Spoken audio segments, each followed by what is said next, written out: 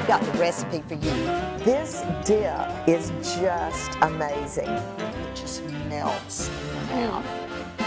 Ooh. Bon appetit.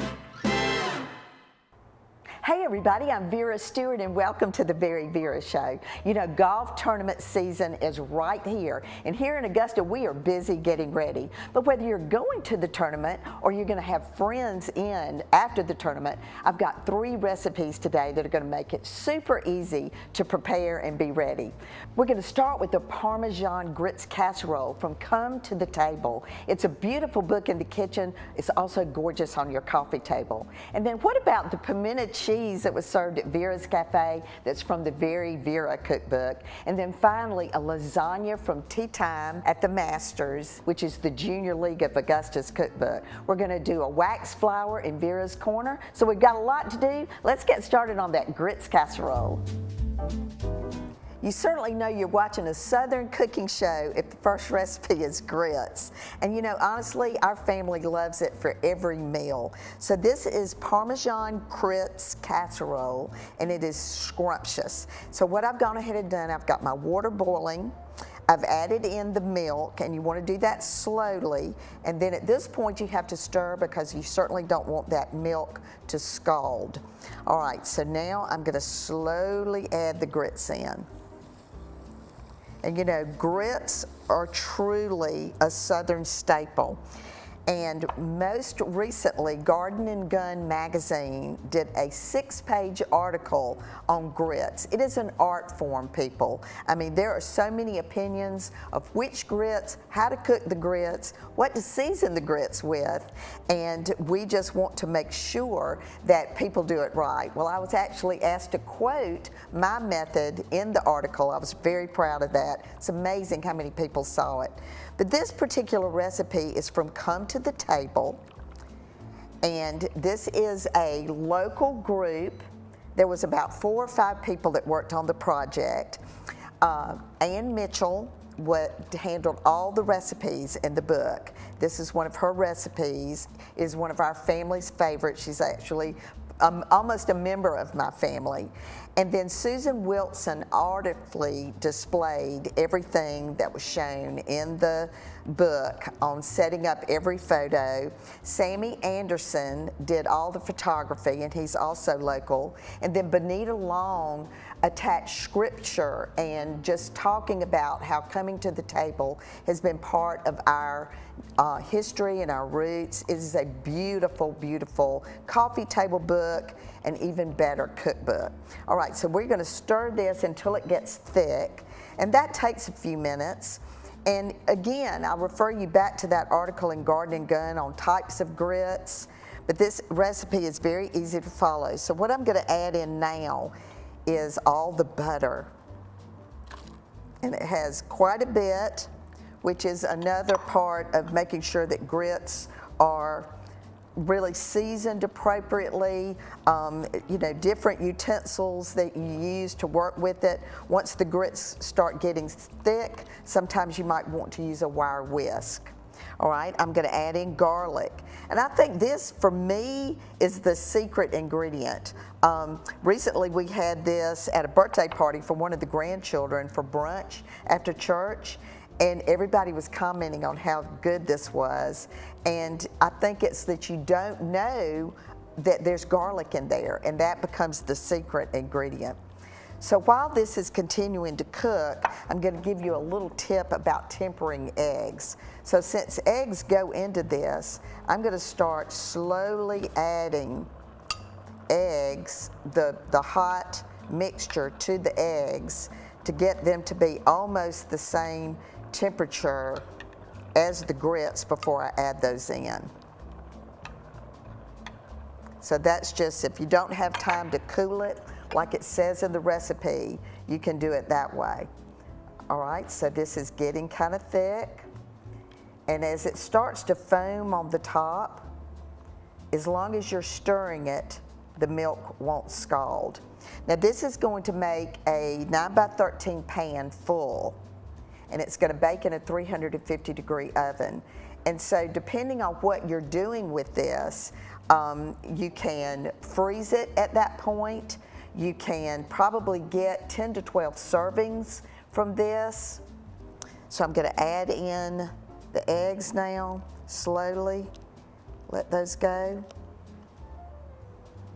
Going to add in the cheese, Parmesan, which is the name of the recipe. We've got salt, pepper, and I'll let this cook for a little bit longer just to get it a little bit thick, get it poured in the casserole, and when we come back from the break, we're going to get started on pimento cheese. So we are getting really rooted in the South today. Come back with me in just a few minutes.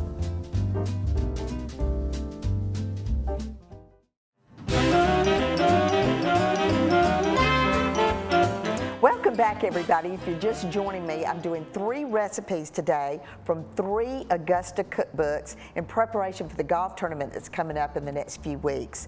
But during the break, I got that casserole in the oven. I wanted you to see how loose the grits are when they go in the casserole dish because they finish cooking and get thick during the baking process. I added in the white pepper, I topped it with the rest of the Parmesan cheese, and then I sprinkled the top with a little bit of paprika. It's in a 350-degree oven for about 30 minutes or until it's nice and firm. All right, so pimento cheese. Honestly, that is another Southern staple, and everybody has a recipe. Everybody does it differently, but in Augusta, Georgia, the VeryVera pimento cheese was a noted flavor, and people would come from miles around to get it. And then I went into the mail order business, and then they could get it through FedEx or UPS.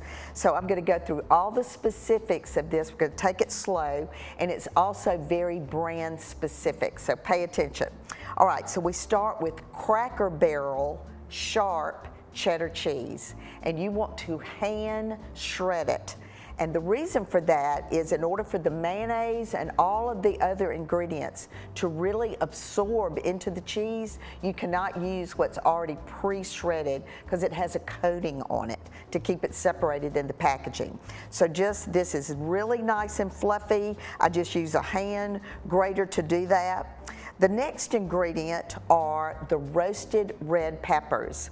And this recipe has been in my family for so long that as a little girl, I could see my grandmother actually roasting the red pepper over the gas burner on her stove. She would char the outside of it, put it into a paper lunch bag, and seal it up. It would sweat, and then you could get all of that off. All right. Then after she did that, she would slice it into little strips. So now you can buy that in a jar or a can, and it has the nice char on it. But you want to pat it with a paper towel so that you get rid of a little bit of that moisture. All right, the next ingredient is Duke's mayonnaise.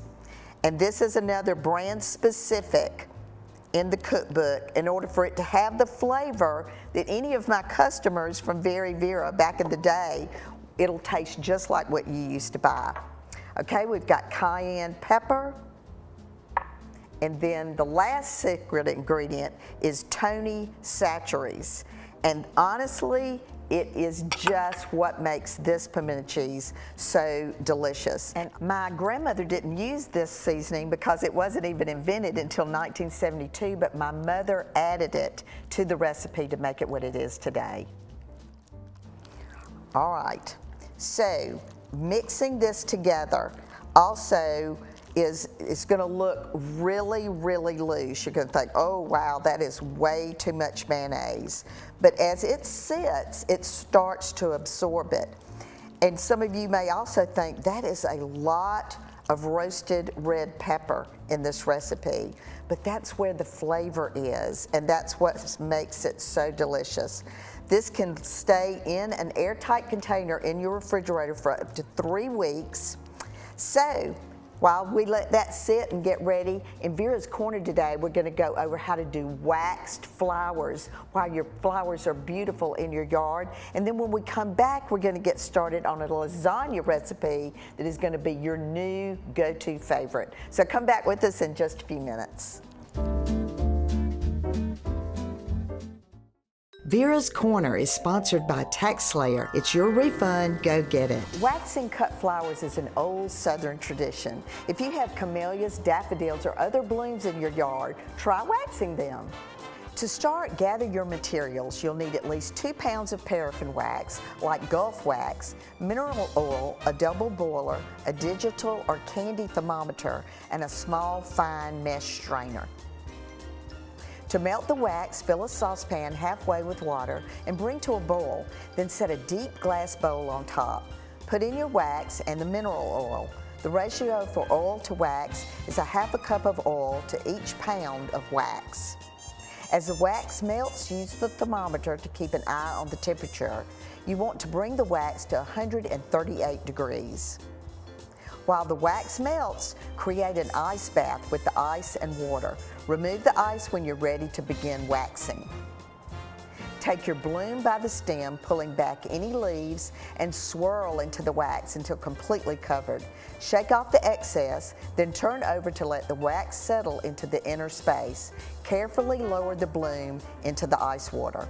Once the wax is set, remove to a dry towel. Your bloom should last for weeks or even months if the coating remains intact. Use this technique all year to preserve your favorite blooms.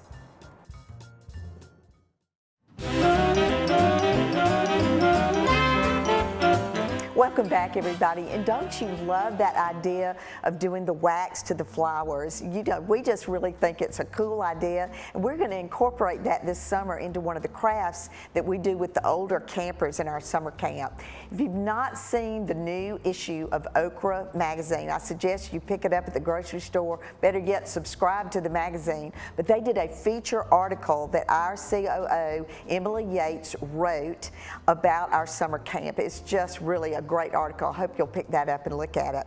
All right, so now we are doing From Tea Time at the Masters cookbook from the Junior League here in Augusta, Hubert Green's wife's recipe for lasagna. I have made this dish for years. It's still, to me, one of the absolute best lasagna recipes. It freezes beautifully. It can be done ahead of time. It can sit in the refrigerator for several days as a leftover. It's just a great go-to recipe.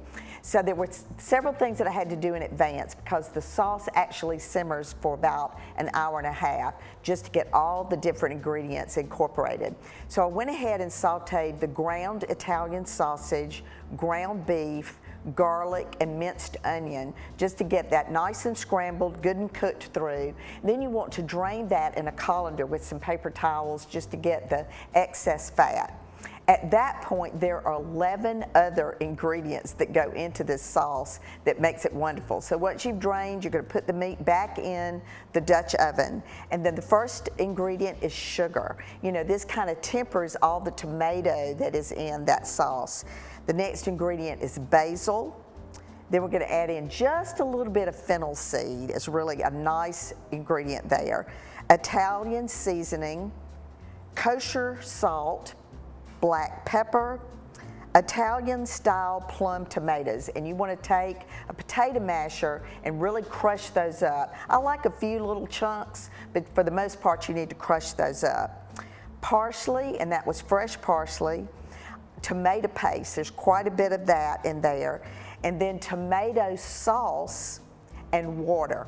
So just incorporate all that, stir that up really well, set it and let it come back to a boil, then turn it down for simmer for about an hour and a half. So that's where we are. So let's look at how great this sauce looks right now. Oh man, it's just gotten nice and thick. I mean, I can just smell everything that I just named that went in here. So I've got a casserole dish sprayed with pan spray. And so I love to use my 1/2 cup dry measuring cup that has a nice handle, because the first thing that you're gonna do is put 1.5 cups of your sauce in the pan. All right, and I'm just gonna spread that about. Okay, the other thing that makes this recipe great is this ricotta cheese. So what we're gonna add to that is some salt, a whole egg, and some fresh parsley. And you know, the parsley has flavor, but the parsley has color. And that just gives you another dimension to how beautiful this looks when it's plated. So you just want to mix this together, and then the egg makes it kind of fluff up a little bit when it's baking.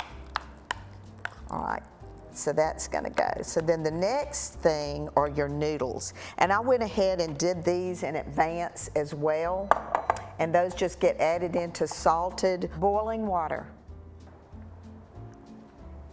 And you're going to layer these, overlap just a little bit so that the different layers don't bleed through. So about 4 on the first row.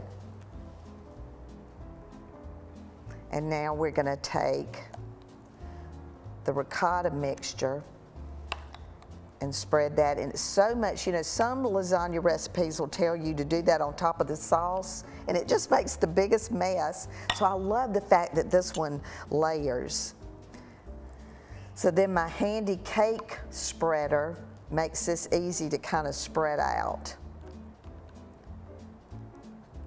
And you see what I mean about the color?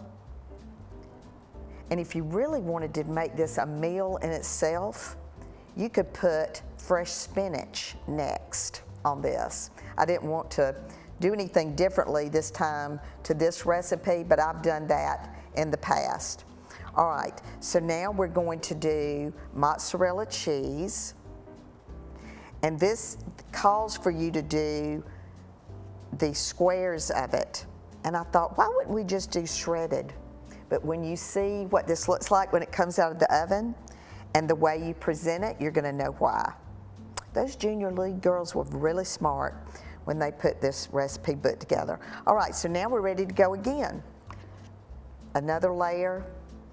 So this basically is gonna layer up like almost 3 times. All right, so I will get this finished, and when we come back, we're gonna show you how you plate, how you present, and other things that you can do with my pimento cheese recipe. So come back with me in just a few minutes. You hungry?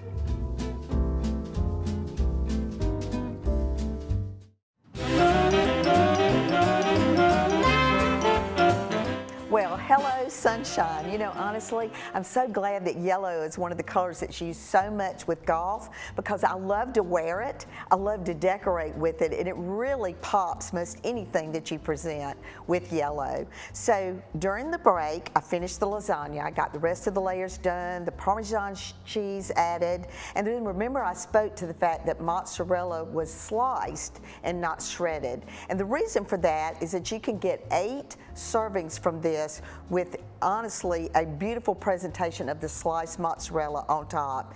If you were doing something other than just a salad with it, you can certainly get more servings, but it really makes for a great presentation.